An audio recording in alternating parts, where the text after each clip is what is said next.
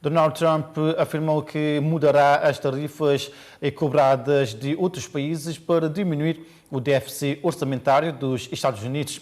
De acordo com o presidente norte-americano, será anunciado na semana que vem o que chamou de tarifas recíprocas a vários países, sem citar quais. O presidente americano recebeu hoje na Casa Branca o premier do Japão, Shigeru Ishiba. Ele é o primeiro líder asiático a se reunir com Trump nesse segundo mandato do republicano. Eles trataram de investimentos e do programa nuclear da Coreia do Norte, que é considerado uma ameaça à segurança. No encontro, o presidente americano foi questionado por jornalistas sobre taxas comerciais e disse que os Estados Unidos não querem nem mais nem menos. Trump acrescentou que na semana que vem vai anunciar o que chamou de tarifas recíprocas a vários países, sem citar quais. O objetivo seria fazer com que impostos comerciais ajudem a reduzir o déficit orçamentário dos Estados Unidos. O republicano voltou a falar sobre Gaza. Ele afirmou que não tem pressa de fazer nada no território, mas que gostaria de ajudar a criar a paz. Em viagem a Washington, o primeiro-ministro de Israel, Benjamin Netanyahu, elogiou a ordem executiva de Trump para sancionar o Tribunal Penal Internacional, que classificou como uma organização corrupta.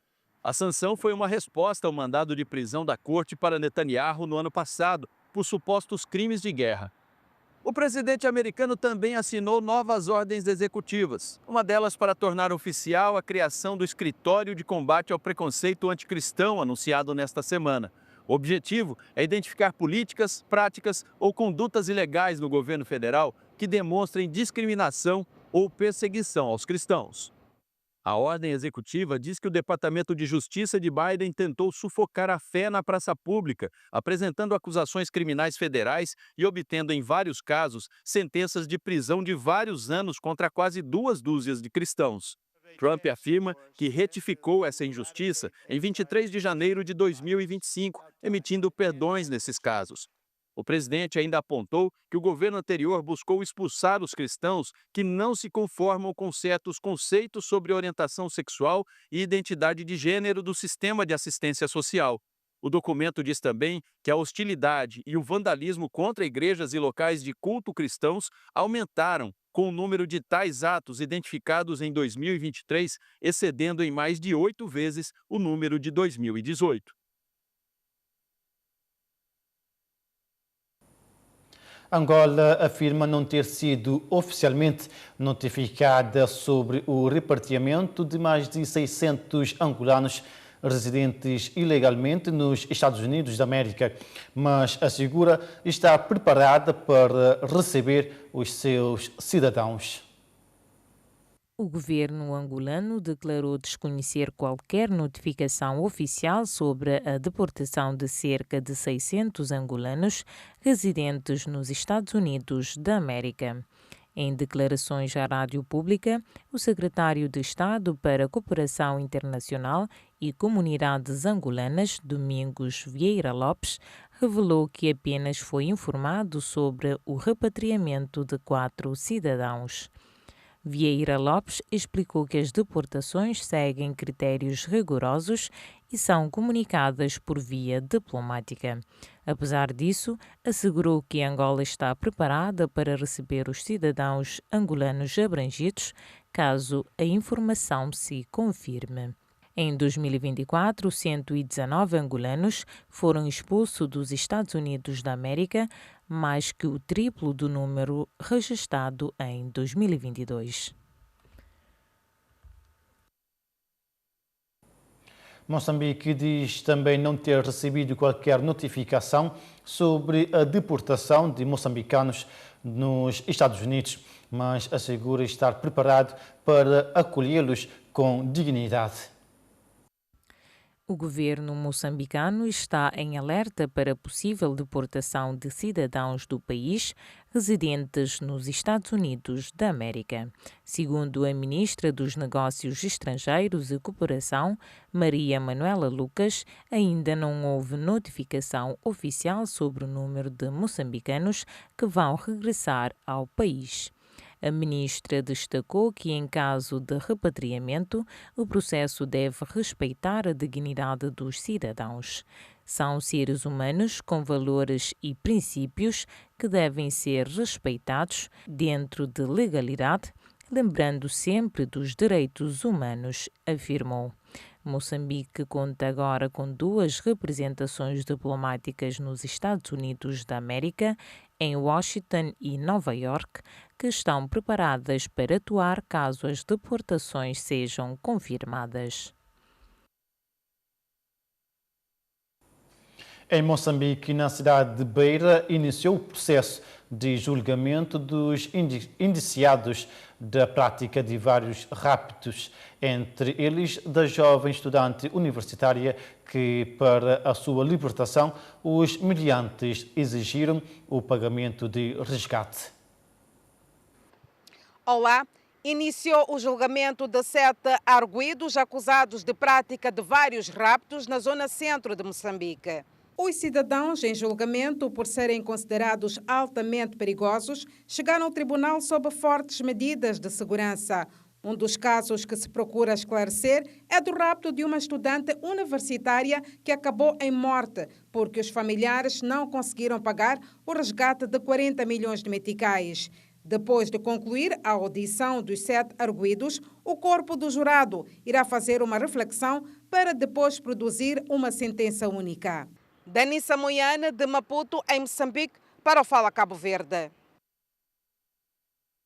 Falemos agora do acidente aéreo que deixou ontem mortes e feridos em São Paulo, no Brasil. O campo de Marte, de onde decolou o avião que caiu nesta sexta-feira, fica em uma área bastante movimentada. Especialistas em aviação apontam que aeroportos em grandes centros são seguros e facilitam o deslocamento, mas para urbanistas, pouso e decolagens no meio das cidades aumentam os riscos para a população. O avião com 2 pessoas a bordo caiu na Avenida Marquês de São Vicente, uma das mais movimentadas na zona oeste da capital. Ao redor estão os centros de treinamento do Palmeiras e do São Paulo, imóveis residenciais e empresas. A aeronave decolou do Campo de Marte, primeiro aeroporto inaugurado na cidade de São Paulo, em 1920. Ele tem apenas uma pista de pouso e decolagem para aviões de pequeno e médio porte, além de heliporto.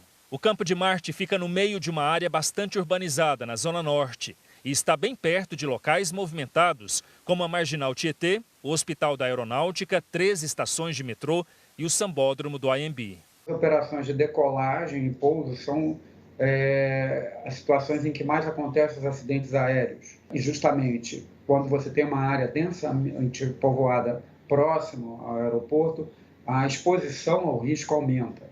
Outros aeroportos, como o de Congonhas, em São Paulo, e o Aeroparque, em Buenos Aires, também viram a urbanização crescer ao redor. Que a cidade cresceu ao longo das últimas décadas e o tecido urbano alcançou esses equipamentos, esses aeroportos. E a gente tem que fazer um debate importante como sociedade, se faz sentido mantê-los e correr esse risco, deixando que eles permaneçam em regiões que já foram adensadas, que já foram urbanizadas. Para especialistas em aviação, aeroportos no meio das cidades, como o Campo de Marte, são seguros e facilitam o deslocamento de passageiros. Nós temos um exemplo clássico em São Paulo, que é Congonhas, que é cercado de gente, cercado de casas, e não se pensa em tirá-los de lá. Eles são importantes, são um ótimo equipamento social. Isso deve ser considerado. O que nós fazemos é diminuir permanentemente o índice de acidentes, seja por hora de voo, seja por decolagem, etc. Um jovem casal brasileiro que estava a ser procurado pelas autoridades do Brasil foi localizado pela Polícia Judiciária Portuguesa. A dupla é suspeita de tráfico de droga. Ele de 25 anos e ela de 22. Segundo o mandado de detenção internacional emitido pelas autoridades brasileiras em janeiro deste ano, o casal é suspeito de pertencer a uma organização criminosa que se dedicava ao tráfico de droga. atividade ilícita que as autoridades brasileiras acreditam que terão exercido pelo menos entre outubro de 2023 e setembro de 2024 no estado brasileiro de Goiás. O casal acabou por ser localizado pela PJ em Portugal. O homem e a mulher foram encontrados em Esposende, onde foram detidos. Os dois suspeitos arriscam uma pena de prisão que pode ir até aos 15 anos. Para já vão ser ouvidos no Tribunal da Relação de Guimarães, que irá decretar as medidas de coação e como se vai desenrolar o processo de extradição para o Brasil.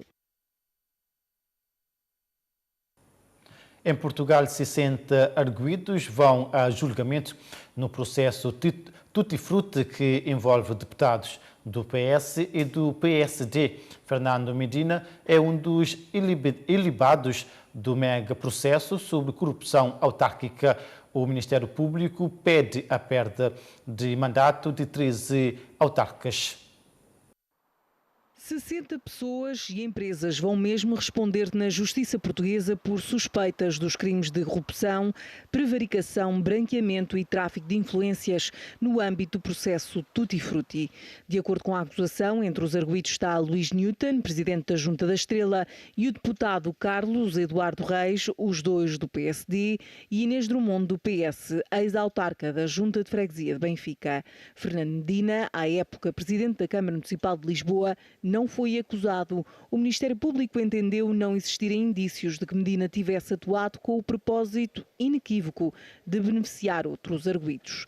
O secretário-geral do Partido Socialista já reagiu. Pedro Nuno Santos considerou que o arquivamento do processo contra Medina é uma boa notícia. Obviamente que são notícias boas. A notícia má é que as pessoas que tiveram o seu nome na praça pública, envolvido neste caso, tivessem de esperar 8 ou 9 anos, não me quero enganar, pelo arquivamento do processo. A par de Medina, também Duarte Cordeiro não vai a julgamento. O Ministério Público pede a condenação dos arguidos na perda dos mandatos referentes a cargos políticos que se encontrem no ativo, nomeadamente ao atual vereador da Câmara Municipal de Lisboa, Ângelo Pereira. A investigação estava em curso desde 2016 e em causa estão vários procedimentos de contratação pública irregular, não apenas em juntas de freguesia de Lisboa. Golgã, Ponta Delgada, Póvoa de Lanhoso e Santa Maria da Feira são algumas das autarquias investigadas.